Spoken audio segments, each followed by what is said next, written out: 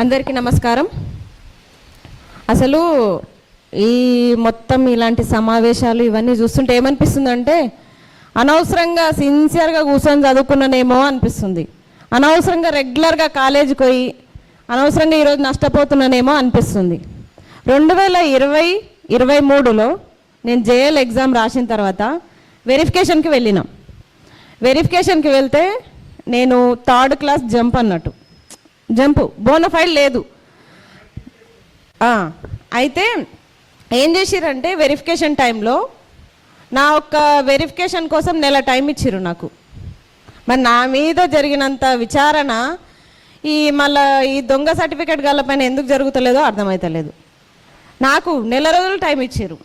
నీ certificate correct లేదు, నువ్వు మళ్ళీ 1 month లోపు తీసుకురా అని చెప్పేసి ఒక నెల రోజులు టైం ఇచ్చిర్రు ఒక బోనఫైడ్కే. అంటే నిరుపేద విద్యార్థుల పైన ఉన్నంత వెరిఫికేషన్ ఉన్నంత విచారణ ఈ దొంగలకు ఎందుకు లేదు? రాత్రికి రాత్రే అపాయింట్మెంట్లు తీసుకొని ఫేక్ సర్టిఫికెట్లతో దొరికి ఫేక్ సర్టిఫికెట్లు వేరే వేరే యూనివర్సిటీ నుంచి కొనుక్కొని వచ్చి వేరే కాలేజీల నుంచి కొనుక్కొని వచ్చిన వీళ్ళపైన విచారణ ఎందుకు జరుపుతలేదు? శాంతకుమార కమిటీ లెక్క, సిలబస్ కమిటీ లెక్క ఈ దొంగ దొడ్డిదారిన నియామకమైన వీళ్ళపైన ఎందుకు ఒక కమిటీని ఏర్పాటు చేస్తలేరు? ఇంకొకటి, ఇదంతా విద్యాశాఖ మంత్రి పైన డిపెండ్ అయి ఉంది. ఈరోజు నిజం మనం చూస్తున్నాము, చాలామంది ఇంటర్ విద్యా వ్యవస్థలో విద్యార్థులు చేరాలంటే 1 లక్షల ఫీజులు కట్టి వాళ్ళు జాయిన్ అవ్వాలి. ఇంటర్ విద్యా వ్యవస్థకు అంత ఇంపార్టెన్స్ ఉన్నప్పుడు ఒక నిరుపేద విద్యార్థికి అదొక బేస్, ఫస్ట్ స్టెప్ అదే. ఇంటర్మీడియట్ విద్యనే. ఒక కాలేజీ వ్యవస్థకి ఎంటర్ అవ్వాలంటే మొదటి మెట్టు ఇంటరే. ఇంటర్ అయినప్పుడు ఆ మొదటి మెట్టు ఎంత జాగ్రత్తగా వేస్తారు? గవర్నమెంట్ కాలేజీలో చదవాలంటే ఫ్యాకల్టీ ఉండరు అనే ఒక అపోహలో ఇప్పటికీ ఉంటున్నారు. అలాంటిది మీరు 55544 ఇంతమందిని మీరు రెగ్యులరైజ్ చేసిరు. దాంట్లో అసలు ఎవరు ఎందుకు క్రమబద్ధీకరణ చేసిరు, ఎందుకు కాంట్రాక్ట్లను రెగ్యులర్ చేసిరో మీకు కూడా తెలియదు. అందుకే అసలు వీళ్ళని ఎందుకు రెగ్యులర్ చేసిరు అంటే రీజన్ తెలియదు. మీరు నిజంగా ఏమన్నా మేలు చేయాలనుకుంటే మాత్రం ఖచ్చితంగా వీళ్ళని మళ్ళీ వీళ్ళ సర్టిఫికెట్లు విచారణ జరపండి. అలాగే అప్పుడు క్రమబద్ధీకరణలో పార్ట్స్ అంటే భాగాలుగా ఉన్న నవీన్ మిట్టల్ పైన, జనార్దన్ రెడ్డి పైన, అలాగే అప్పటి గవర్నమెంట్లో ఉన్న ఎవరెవరైతే ఉన్నారో వాళ్ళందరి పైన కూడా తిరిగి విచారణ జరపండి.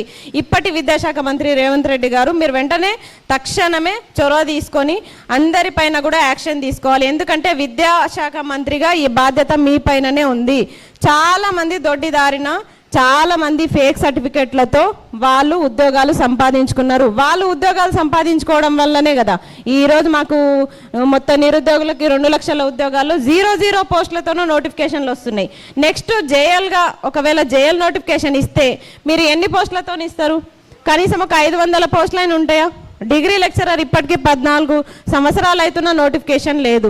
ఇట్లా మొత్తం మీరు కాంట్రాక్ట్ వాళ్ళకే రెగ్యులరైజ్ చేస్తూ ఉండిపోతా ఉంటే మాకు కూడా అనిపిస్తుంది ఆ సేవ ఏదో మేము కూడా చేస్తాం, మేము వెరిఫికేషన్లకు వస్తాం, ఆ ఉద్యోగాలు మాకు కూడా ఇవ్వండి. ఇక్కడ కూర్చున్న వాళ్ళంతా విద్యావేత్తలే, ఒకరొకరు డాక్టరేట్లు పొందిన వాళ్ళు ఉన్నారు. మరి ఇంతకంటే బెటర్గా చదువుకున్న వాళ్ళు మీరు రెగ్యులరైజ్ చేసిన వాళ్ళ దాంట్లో ఉన్నారా? మేము ఛాలెంజ్ విసురుతున్నాం. కావాలంటే మీరు చూడండి, వాళ్ళని మళ్ళీ వెరిఫికేషన్కి పిలవండి, మేము కూడా వస్తాం. ఒకవేళ మేము నిజాయితీగా చదువుకున్నట్టుంటే, మా సర్టిఫికెట్లలో నిజాయితీ ఉంటే మాకు ఉద్యోగాలు ఇవ్వండి. లేదు వాళ్ళకే నిజాయితీ ఉంది, వాళ్ళ ఉద్యోగాలు వాళ్ళకే కరెక్ట్, వాళ్ళకే ఇవ్వాలనుకుంటే వాళ్ళకి ఇవ్వండి. ఇట్లా ఒక ఎగ్జామ్ పెట్టకుండా, ఒక వెరిఫికేషన్ పెట్టకుండా, ఒక రూల్ ఆఫ్ రిజర్వేషన్ పాటించకుండా మీరు ఎంచుకున్న పద్ధతి తప్పు. సరే, తప్పు అన్న తర్వాత సుప్రీంకోర్టుకి ఈ న్యాయస్థానాన్ని ఆశ్రయించిన తర్వాత అంతో ఇంతో న్యాయం జరిగిందా అంటే పోయిన ఉద్యోగాలు అన్నీ పోయినాయి కదా. 5,000 పోస్టులకి పైగా మొత్తం ఉద్యోగాలు పోయిన తర్వాత ఇంకా ఉద్యోగాలు ఎక్కడుంటాయి? మనకి నోటిఫికేషన్లు ఎక్కడుంటాయి? పోస్టులు ఎక్కడుంటాయి? ఇప్పుడు వచ్చిన వాళ్ళకి ఉద్యోగాలు వచ్చినాయి. సేవా దృక్పథంతోనో వాళ్ళని గుర్తించి ఉద్యోగాలు ఇచ్చినామంటే చాలామంది ఉన్నారు. ఒక సేవకే ఉద్యోగాలు వస్తాయంటే మేము కూడా ఒక 10 సంవత్సరాలు సేవ చేస్తాం, మరి మాకు కూడా రెగ్యులరైజ్ చేయండి, మాకు కూడా ఉద్యోగాలు ఇవ్వండి, మేము కూడా సేవ చేస్తాం. మరి నిజంగా మేము ఒక చిత్తశుద్ధితోటి మంచిగా చదువుకొని మొత్తం పీజీలు నెట్లు సెట్లు క్వాలిఫై అయ్యండి ఈరోజు ఉద్యోగాలు వస్తాయన్న నమ్మకంతో లైబ్రరీలో రేయనక పగలనక కూర్చొని చదివి పస్తులుండి కష్టమైనా సరే రూమ్ రెంట్ కట్టుకుంటా ఈరోజు నిరుద్యోగులం కష్టపడుతుంటే మీరు ఇట్లా దొడ్డి దారిన రెగ్యులరైజ్ చేయడం వల్ల మాకు వచ్చే ఉపయోగం ఏముంది? మేము కూడా అట్లా రాంగ్ రూట్లో వెళ్ళాలా? మరి రాంగ్ రూట్లో వెళ్ళి ఉద్యోగాలు సంపాదించుకోవాలా?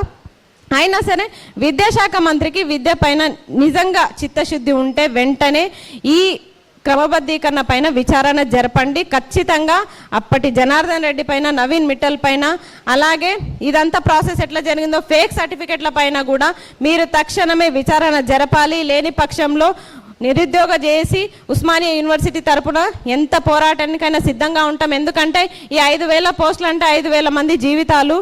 అసలు ఏమాత్రం చదువు రానోళ్ళు కూడా ఈరోజు పోయి అక్కడ బోర్డు దగ్గర నిలబడి అరకొర చదువులు చెప్పుకుంటా విద్యార్థుల జీవితాలను ఆగం చేస్తున్నారు. అలా అందరిని అనట్లేదు, కొంతమంది ఉన్నారు. అంతమందికి అయితే ఖచ్చితంగా మీకు ఉద్యోగాలకి మీరు అనర్హులు.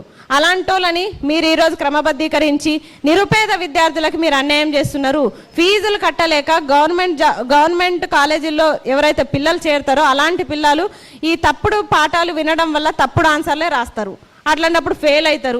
మళ్ళీ ప్రైవేట్ కాలేజీలు అంటారు. ఈరోజు గవర్నమెంట్ కాలేజీల పైన ఎవరు ఆసక్తి చూపించట్లేదు. ఎందుకంటే ఇట్లాంటి వాళ్ళని నియామకం చేయడం వల్లనే కదా.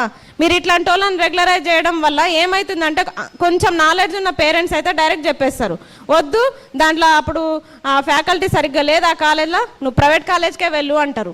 1,50,000 60,000 కట్టి ఈరోజు ఇంటర్ కాలేజీలు ప్రైవేట్ కాలేజ్లో జాయిన్ అవుతున్నారంటే అక్కడ వైఫల్యం ఎవరిది? ప్రభుత్వాలదే. అది వాళ్ళు చేసిరా మీరు చేసిరా మాకు సంబంధం లేదు. మీరైతే ఖచ్చితంగా తక్షణమే వీటిపైన చర్యలు తీసుకోవాలని చెప్పేసి విద్యాశాఖ మంత్రికి మేము విన్నపం చేసుకుంటున్నాం. ఇంత మంచి అవకాశం ఇచ్చినటువంటి అందరికీ కూడా థ్యాంక్ యూ సో మచ్.